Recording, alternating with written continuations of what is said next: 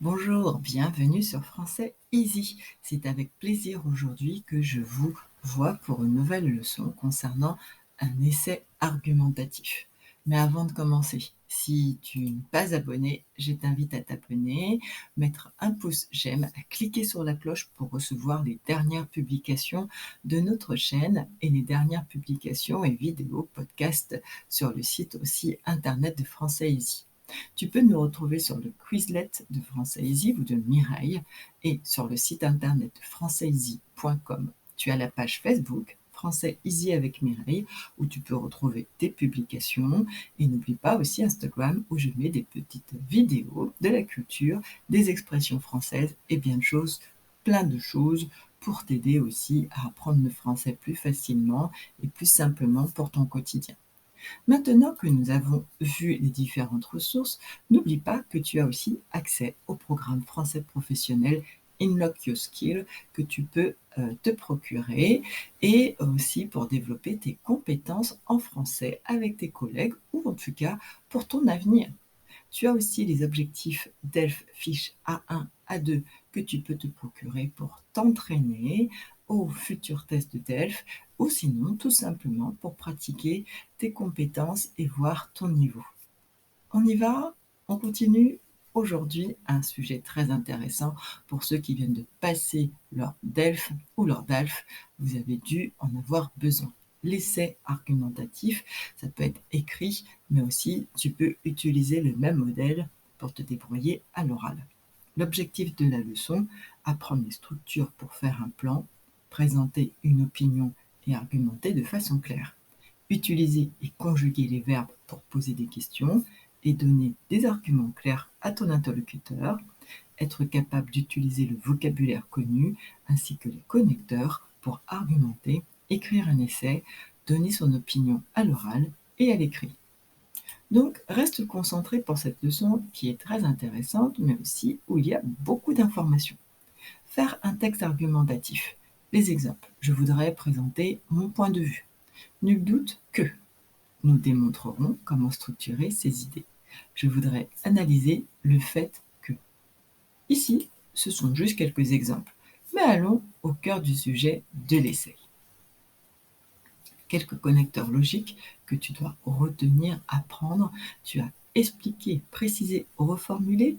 Voici, en effet, autrement dit, en d'autres termes, c'est-à-dire surtout. Pour marquer une opposition, opposer des idées, alors que, cependant, néanmoins, par contre, pourtant, en revanche, or. Pour concéder, pour accepter quelque chose auquel tu n'y pensais pas au début, néanmoins, toutefois, certes, je suis d'accord. Exprimer la cause, car, parce que, à cause de, grâce à, puisque, étant donné que, comme. Exprimer la conséquence, par conséquent, en conséquence, c'est pourquoi, ainsi donc. Tu as quelques exemples, mais bien sûr, il y en a bien d'autres. Tu peux en apprendre. Dans cet essai, nous aborderons, je traiterai des points suivants, je présenterai, il sera abordé le sujet de, je commencerai par, je parlerai de. Ici pour ton introduction. Bon, petite erreur ici, dans la phrase, quand avez-vous fait la révision? Ce n'est pas nécessaire. L'introduction, qu'est-ce que ça comprend? Comment écrire l'introduction d'un texte argumentatif? L'introduction d'un texte argumentatif est l'une des parties les plus importantes du texte, car elle te permet d'attirer l'attention du lecteur et de lui donner une idée de ce que vous allez aborder. Ici, quelques étapes à suivre pour rédiger ou écrire une introduction efficace. 1. Commencer par une phrase d'accroche. Pour attirer l'attention du lecteur, il est important de commencer par une phrase d'accroche qui va susciter l'intérêt. Vous pouvez utiliser une anecdote, un vécu, une étude statistique ou une citation pour affirmer et attirer surtout l'attention du lecteur. En 2, tu dois présenter le sujet bien sûr. Dans la première partie de l'introduction, il est important de présenter le sujet de votre texte. Cela permet au lecteur de comprendre le thème et ce sur quoi vous allez argumenter. Il faut être clair. 3. Développer les enjeux et la problématique. dans la dernière partie de l'introduction, vous pouvez développer les enjeux liés à votre sujet et montrer pourquoi il est important d'en parler. Cela permettra de renforcer l'intérêt du lecteur pour votre texte. 4. Et enfin, présentez bien sûr votre plan. Il faut que ton plan soit clair et bien défini. Les parties, autrement dit, il faut que tu organises ton argumentation. L'interlocuteur doit comprendre ta partie 1, ta partie 2 et tes sous-parties. Plus c'est clair, plus tu auras de points. On continue pour parler de l'essai, le texte argumentatif. Maintenant, voyons un peu comment tu vas développer après avoir fait l'introduction. Tu peux utiliser des connecteurs et d'autres choses, bien sûr. En premier lieu, je voudrais signaler, il semble, néanmoins cette citation, cependant, il paraît essentiel de, d'autre part, de plus, nous aborderons une des raisons pour lesquelles, d'un côté, d'un autre côté. Bien sûr, tu as bien d'autres amorces que tu peux utiliser pour ton développement, mais faisons simple, essaye d'en apprendre quelques-uns. Dans ton développement, c'est la partie centrale du texte où tu vas présenter et soutenir ta thèse, avec des arguments et des exemples. Voici quelques étapes à suivre pour rédiger un développement efficace. 1. Organiser des idées. Avant de commencer à écrire, il est important pour toi d'organiser tes idées et de les regrouper en paragraphes logiques. Chaque paragraphe doit développer une idée clé qui est en lien avec ta thèse, bien sûr. En 2, tu dois présenter tes arguments. Dans chaque paragraphe, vous devez présenter vos arguments en faveur de votre thèse. Vous pouvez utiliser des exemples, des faits ou des données pour étayer, appuyer les arguments et bien sûr les rendre plus convaincants. En 3, anticiper les objections. Il est important d'anticiper les objections que votre interlocuteur pourrait avoir et d'y répondre dans votre texte. Cela montre que vous avez pris en compte les différentes perspectives, les différents points de vue sur le sujet et que votre position est bien fondée et réfléchie. 4. Utilisez les connecteurs logiques. N'hésite pas à en utiliser pour rendre ton texte plus clair et plus facile à suivre. Il est important d'utiliser les connecteurs logiques entre tes idées et les arguments.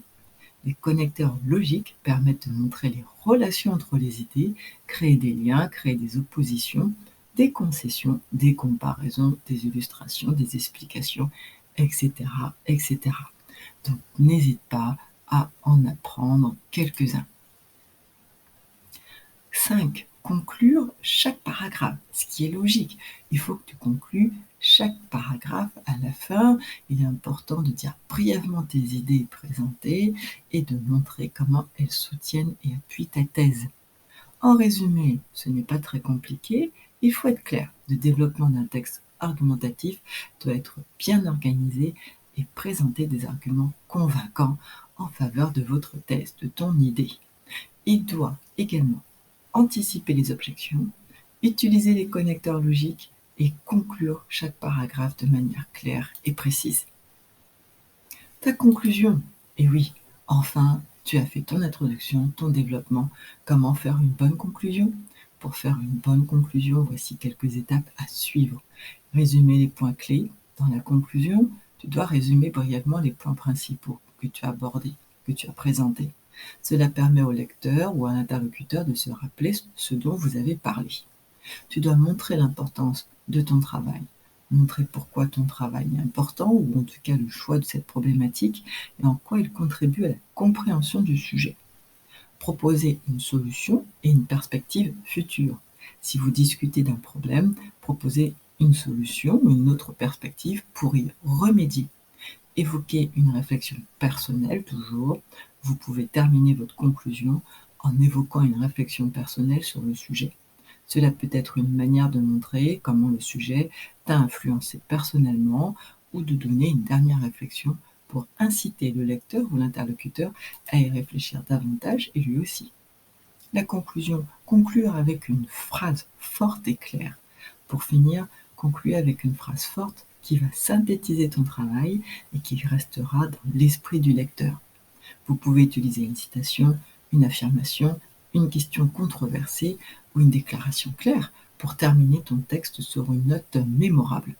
En résumé, une bonne conclusion doit résumer les points clés, montrer l'importance de votre travail, proposer une solution ou une perspective future.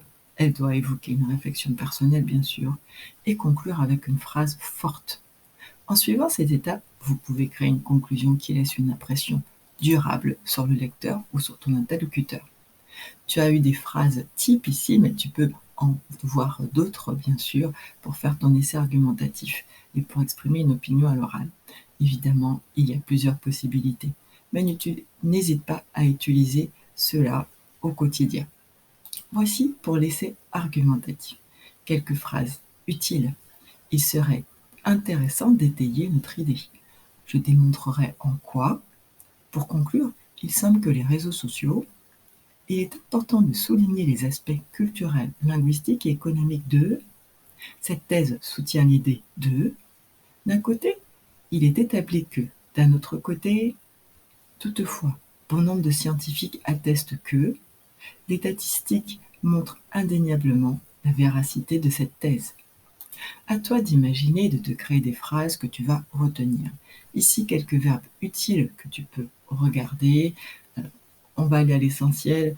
Je t'ai mis des mots que je sais que vous utilisez rarement. C'est bien d'utiliser le verbe démontrer, appuyer, paraître, pour résumer, étayer, refuser, partager, soumettre l'idée de, etc. Ce qu'il faut retenir, c'est que les verbes pour exprimer une opinion et pour développer ton opinion sont importants à connaître. Tu dois apprendre quelques structures pour présenter des arguments et apprendre à conclure. Bien sûr, cela avec politesse, respect des opinions de chacun. Tu dois apprendre le vocabulaire et les structures d'une bonne argumentation. Et bien sûr, il n'y a pas de secret, tu dois pratiquer, pratiquer et pratiquer. La page de ressources que je te conseille, bien sûr, c'est le Quizlet. Et aller sur le site de françaiseasy.com. Tu y trouveras les derniers articles que je mets. J'essaye de mettre 2 à 3 articles par mois que tu trouveras en anglais et en français, donc bilingue, afin d'améliorer tes compétences, tes connaissances en français. Va sur la page Facebook aussi de Français Easy avec Mireille pour voir les dernières publications et Insta où tu peux me suivre avec mes dernières vidéos, mes derniers vlogs et aussi mes dernières publications. Tu peux te procurer les fiches A2 et A1 que tu verras aussi sur la plateforme et sur mon site internet. Je te dis merci et bon courage surtout. Si tu as déjà passé le test, bravo, félicitations. Quel que soit le résultat, tu en tireras quelque chose. Si tu as des questions, n'hésite pas à me mettre tes questions en bas, juste en bas, en description. Me donner aussi tes feedbacks. N'oublie pas qu'un plan c'est bien, mais l'action c'est toujours mieux. Il faut que tes paroles soient en adéquation avec ce que tu fais et ce que tu dis. N'hésite pas à me suivre, à mettre un pouce j'aime si tu as aimé cette vidéo et si tu as appris quelque chose, et bien sûr à la partager au maximum, car mon seul plaisir, c'est de pouvoir vous aider tous autant que vous êtes pour que vous puissiez développer plus de compétences et de connaissances en français. Je te dis à bientôt, je te souhaite le meilleur. Bisous bisous tout le monde, à bientôt sur Français Easy.